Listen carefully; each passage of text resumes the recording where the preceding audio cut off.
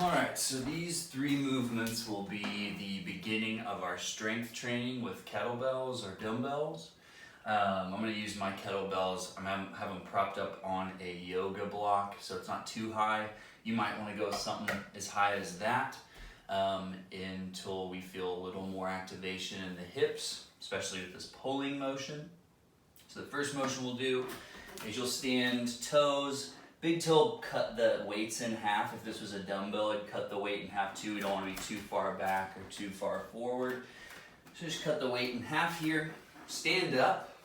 Find your ear, shoulder, hip, knee, and ankle all in one straight line. Imagine you're lowering your hands because somebody chops your hips back.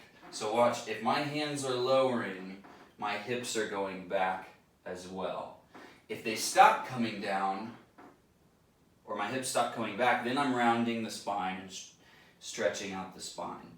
So what I want to do is keep a nice long spine, send the hips back until my hands meet the bells or the dumbbells, and then press down into the bells, push your feet out wide, and then lean back a little more so you almost feel like you're going to go backwards and hang out on that teetering edge. Slight bend in the knees so you feel to hunker down.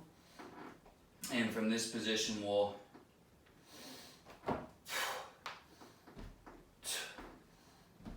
small inhales, little pursed lip out exhales. And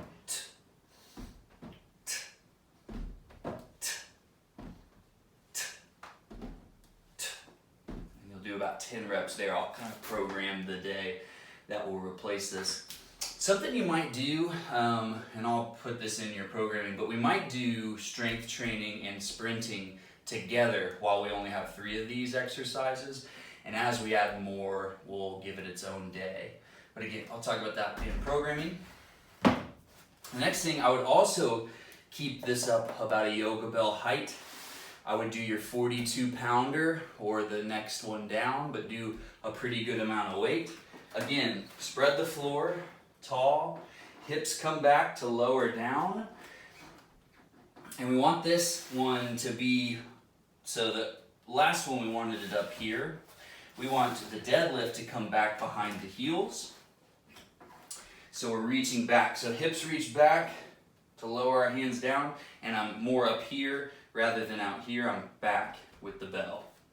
So from this position, spread the floor, medium pace up, very slow eccentric lowering.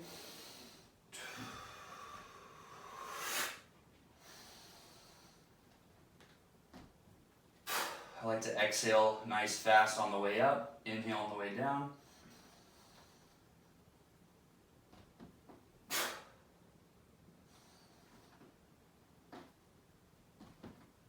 And we're looking for hip and glute engagement, less low back over time.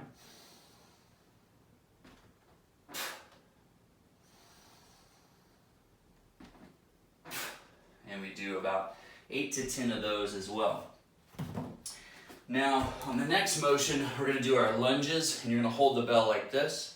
It's been a long day, so I'm going to leave the weight off of this one. So imagine I'm holding that bell right at the chest. I keep it up. Just taking a wide stance here. You can go wider or narrower, but I like to go somewhere in between. And from this position, we're holding that bell up, and we're moving the hips and the shoulders all as one unit. So, and this leg gets a little bit of a twist, and we don't let this foot smear out to the side. So we keep our footprints relatively unchanged on the foot that we're leaning toward. So we're here.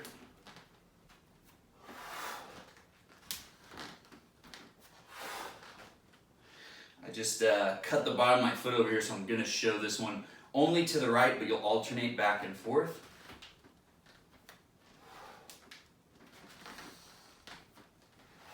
From the side.